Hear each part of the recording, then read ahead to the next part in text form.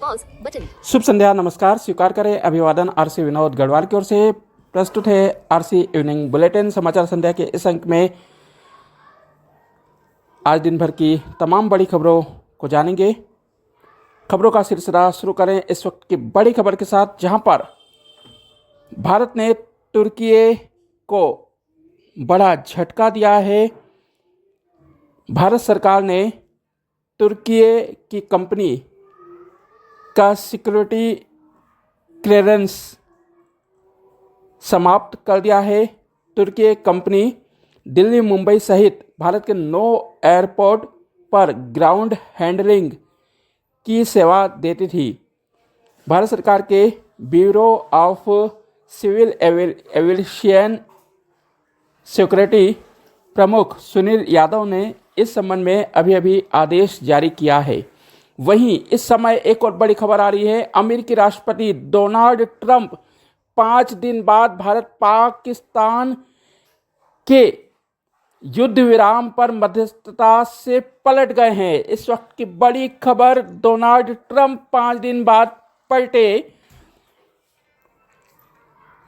Donald Trump Qatar के दौरे पर थे, जहां पर उन्होंने दोहा के अदुवई एयरवेज पर अमेरिकी सैनिकों को संबोधित करते हुए कहा कि भारत पाकिस्तान के बीच मैंने युद्ध विराम नहीं कराया, हाँ इसमें सहयोग जरूर किया है।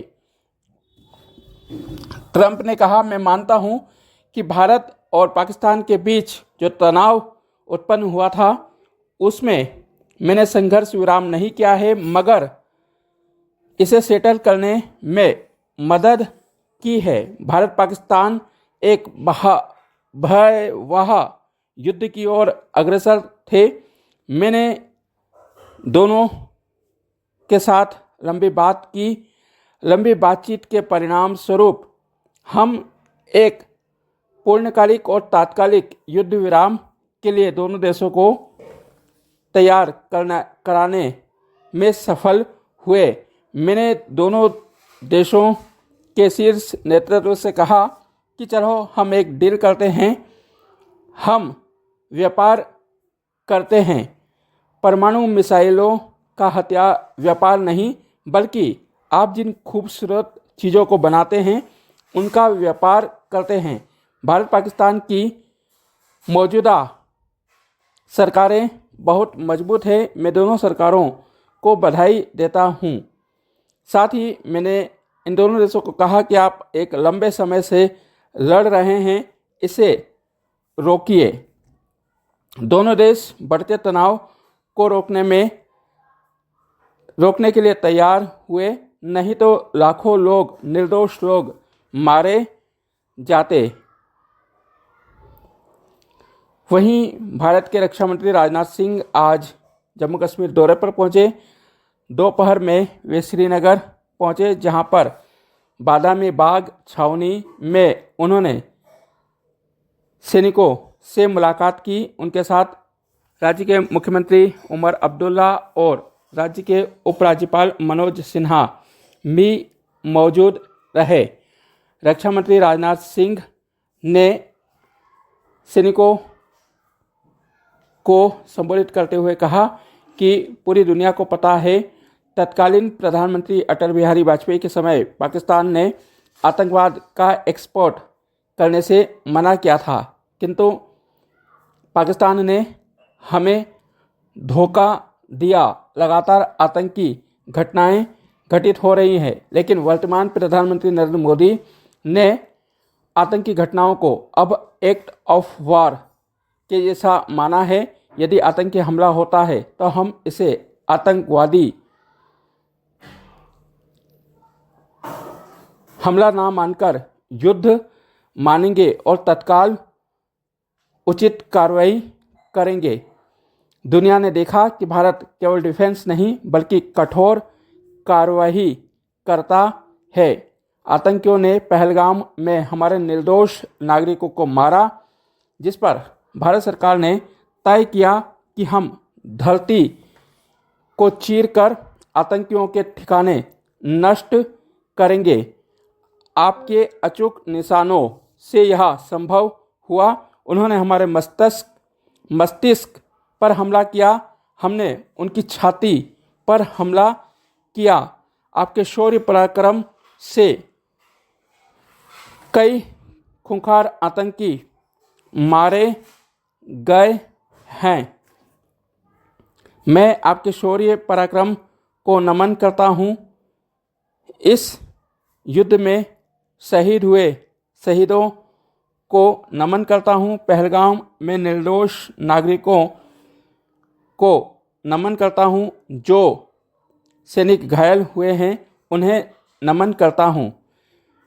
मैं भारतवासियों की कृतज्ञता शुभकामनाएं लेकर आपके बीच आया हूँ। मैं देश की जनता का डाकिया बनकर आपके बीच आया हूँ। मैं भले ही आपका रक्षा मंत्री हूँ, लेकिन मैं उसके पहले एक नागरिक हूँ और नागरिक के रूप में आप सभी के बीच अपने आप को पाकर मैं बेहद गौरवान्वित महसूस कर रहा हूँ।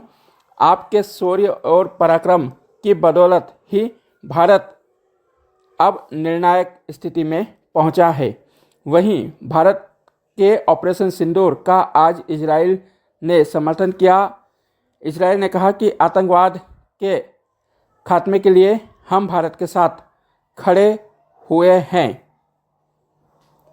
वहीं सीमा सुरक्षा बल के महानिदेशक दलजीत सिंह चौधरी ने आज घोषणा की कि भारत पाकिस्तान तनाव में बीएसएफ के 2 जिन जवानों ने शहादत की है, उनके नाम पर 2 चौकियां रखी जाएगी। सब इंस्पेक्टर मोहम्मद इम्तियाज और कांस्टेबल दीपक चिंघम के नाम से ये चौकियां स्थापित की जाएगी।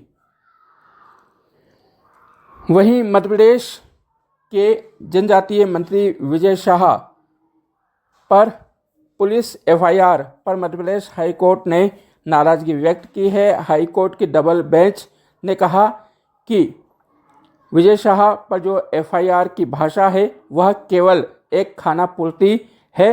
अब इस मामले की जांच पुलिस करेगी, लेकिन वह हमारी निगरानी में होगी। वहीं महाअधिवक्ता प्रशांत सिंह ने बताया कि बुधवार रात 7:55 पर आपके निर्देश पर इंदौर के मानपुर थाना में विजय शाह के विरुद्ध एफआईआर दर्ज कर ली गई है। पुलिस जांच कर रही है, जिस पर कोर्ट ने कहा कि यह हत्या का मामला नहीं है। अपमानजनक भाषा का प्रयोग करने का मामला है। इसमें लंबी जांच की आवश्यकता नहीं है। इधर मंत्री विजय शाह ने सुप्रीम कोर्ट का दरवाजा खटखटाया। सुप्रीम कोर्ट ने उनकी याचिका खारिज कर दी। सुप्रीम कोर्ट ने विजय शाह को कहा कि आप हाई कोर्ट क्यों नहीं गए। आप जिस प्रकार की बयानबाजी कर रहे हैं, आप एक जिम्मेदार पद पर हैं और आपसे जिम्मेदारी पूर्ण व्यवहार करने की अपेक्षा की जाती है। वहीं मध्य प्रदेश में भाजपा की नेता और पूर्व मुख्यमंत्री उमा भारती ने तत्काल विजय शाह की बर्खास्तगी की मांग की है। उन्होंने कहा कि यह बयान माफ़ी देने लायक नहीं है। इससे पूरा देश लज्जित हुआ है। वहीं मध्य प्रदेश की मंत्री प्रतिमा बागरी उनके समर्थन में आई हैं। वहीं विधायक डोडिया ने कहा कि विजय शाह को इसलिए टारगेट किया जा रहा है क्योंकि वह आदिवासी है। वहीं कांग्रेस लगातार उनसे इस्तीफे की मांग कर रही है। कांग्रेस ने आज भी प्रदर्शन जारी रखा। भोपाल में महिला कांग्रेस ने विजय शाह के बंगले जाने की प्रयास किया। पुलिस ने उन्हें रोक दिया। वहीं मध्य प्रदेश के पूर्व मुख्यमंत्री और राज्यसभा सांसद आज इंदौर पहुंचे। इंदौर में पत्रकारों से चर्चा करते हुए दिग्विजय सिंह ने भाजपा पर आरोप लगाया कि वह विजय शाह को बचाने का काम कर रहे हैं। प्रधानमंत्री नरेंद्र मोदी और जेपी नड्डा इस मामले में चुप है, क्योंकि भाजपा की ऐसी ही सोच है। वह जाति धर्म संप्रदाय के नाम पर लड़वाती है और विजय शाह ने ऐसा ही बयान दिया है। वहीं सीज फायर पर भी उन्होंने सवाल उठाए। प्रधानमंत्री नरेंद्र मोदी के जवाब को लेकर उन्होंने कहा कि देश को एक साथ लेना चाहिए। वहीं मध्य प्रदेश के पूर्व मंत्री सज्जन सिंह वर्मा के बेटे गगन वर्मा का आज निधन हो गया। गगन वर्मा 48 साल के थे। वे कमर में चोट लगने के कारण कई वर्षों से व्हील चेयर पर थे। पिछले 4 महीनों से उनकी तबीयत नासाज थी। कुछ दिन पहले तबीयत ज़्यादा बिगड़ने पर उन्हें बॉम्बे हॉस्पिटल भर्ती कराया गया था, लेकिन हालत में सुधार नहीं हुआ। आज सुबह उनका निधन हो गया। घटना की खबर सुनते ही कांग्रेस के कई कार्यकर्ता घटनास्थल पर पहुंच गए। सज्जन सिंह वर्मा को पूर्व मुख्यमंत्री कमलनाथ का नज़दीकी माना जाता है।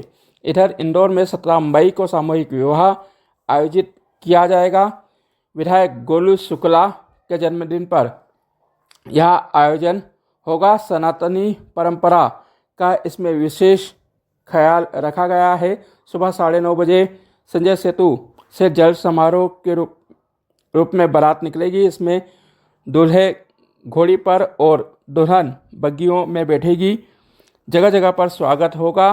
सुबह 11:30 बजे चिमनबाग चौराहा स्थित मैदान में वैवाहिक रस्में निभाई जाएगी। 7 फेरों के साथ 9 वचन दिलाए जाएंगे। इसमें मध्य प्रदेश को स्वच्छ रखना और सैनिकों के सम्मान में 2 अतिरिक्त वचन दिलाए जाएंगे। व्यापक पैमाने पर आयोजन की तैयारियां की जा रही है। वहीं जम्मू कश्मीर के टिराल में 3 आतंकियों को सुरक्षा बलों ने मार गिराया है। ड्रोन से खोजकर इन आतंकियों का खात्मा किया गया है। ये आतंकी एक घर में छुपे हुए थे। सुबह से मुठभेड़ जारी थी। तीनों का संबंध जैश ए मोहम्मद से होने की संभावना है। वहीं आमिर नाजिर वाणी आतंकी का एक वीडियो भी सामने आया है, जिसमें वह अपनी मां से बात कर रहा है। उसकी मां ने कहा, बेटा सरेंडर कर दो। इलाके की छानबीन जारी है। वहीं रियासी जिले में भी सुरक्षा बल सर्चिंग अभियान चला रहा है। वहीं 2 दिन पहले भोपाल में बस ने जिस डॉक्टर को कुचला था, उसका ड्राइवर गिरफ्तार हो गया है। ड्राइवर ने बताया कि बस में बाराती बैठे हुए थे। वहीं बस मालिक ने पुलिस कार्रवाई से बचने के लिए बैकडेट में आरटीओ से दस्तावेज बनाए हैं। पुलिस ने 2 लोगों को इस मामले में गिरफ्तार कर लिया है। वहीं मध्य प्रदेश के मुख्यमंत्री आज सीडी के दौरे पर थे, जहां पर उन्होंने नई सब्जी मंडी का उद्घाटन किया। 180 करोड़ रुपए से सीडी का विकास करने की भी घोषणा की। वहीं सिंगल क्लिक में उन्होंने प्रदेश की लाडली बहनों के खाते में राशि हस्तांतरित की है।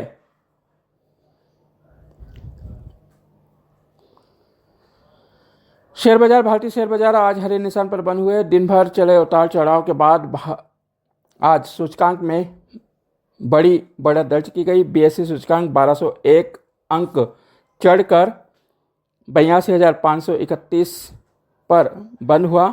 वहीं एनएससी निफ्टी में 395 अंकों की बढ़त दर्ज की गई और यह 25,062 पर बंद हुआ। 6 महीनों में पहली बार एनएससी 50 ने 25,000 का आंकड़ा पार किया है। ऑटो रियल्टी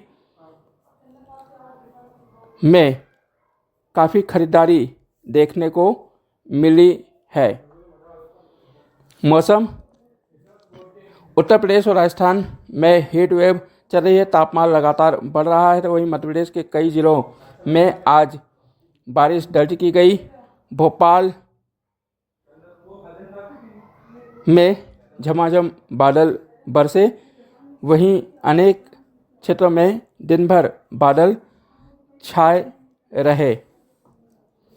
इधर गुजरात के जामनगर में एक दिव्यांग को रेल से नीचे गिराया, जिसके बाद उसकी मौत हो गई। घटना बुधवार की सुबह की बताई जा रही है।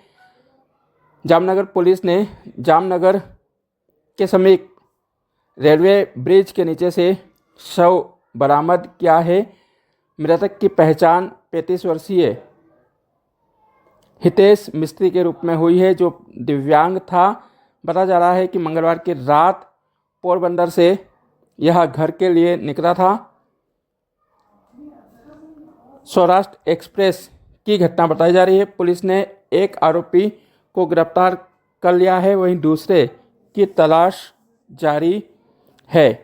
राहुल गांधी आज बिहार दौरे पर पहुंचे, जहां पर उन्होंने अपने कार्यकर्ताओं के साथ फुले फिल्म देखी। वहीं छात्रों से भी संवाद किया है।